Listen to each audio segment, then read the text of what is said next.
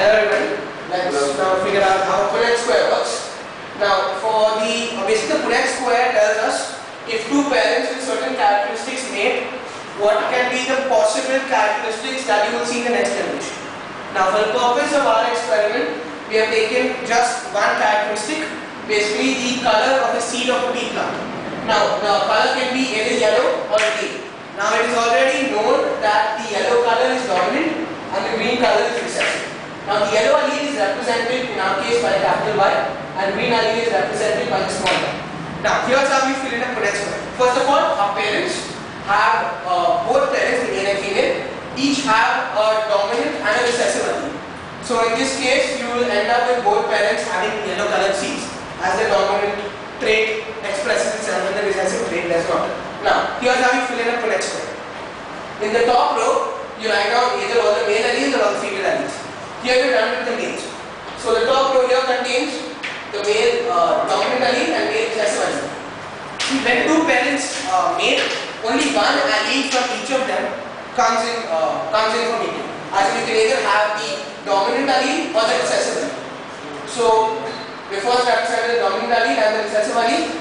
In the first column, we have the female's dominant allele and the female's recessive allele. Now, the boxes over here represent the combination that you will have in your next generation. The first one we just fill it basically by matching the column and the row. We have a capital Y and a capital Y over here, a capital Y and a small y over here, capital Y, small y over here, and a small y and a small y over here. Now, what does this actually represent?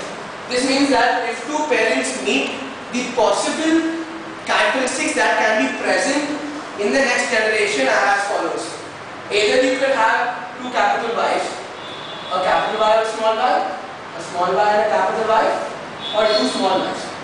So basically there are four possible outcomes that you could see in your next generation. And basically here's what they mean. Since you have, if you have two capital Y's, since both are dominant, you have the dominant trait expressing itself, and you have this seed being yellow for this pea plant. For the next individual, you have a capital Y, small y. Again, since dominant trait dominates and expresses itself when combined with recessive trait, you have your next plant also being yellow. The third case is similar to the second. In the fourth case, however, you have only two recessive traits. Since there is no dominant trait, the recessive trait will express itself, and you will have a plant with green colored seeds. So basically, we have two yellow parents mating to give four possible outcomes as children. And how the Punnett square has helped us as instead of mentally doing this and writing it in this format, it has allowed us to easily represent it in a very simplistic manner. Now, most of the time, characteristics cannot be taken individually like this. You will have to take 3-4 characteristics, and in that case, doing it in this format becomes very tedious. So we use a Punnett square. In that case, however, our square will be a 4 into 4 or a 16 into 16, which sounds very big, but compared to this technique, it is much simpler.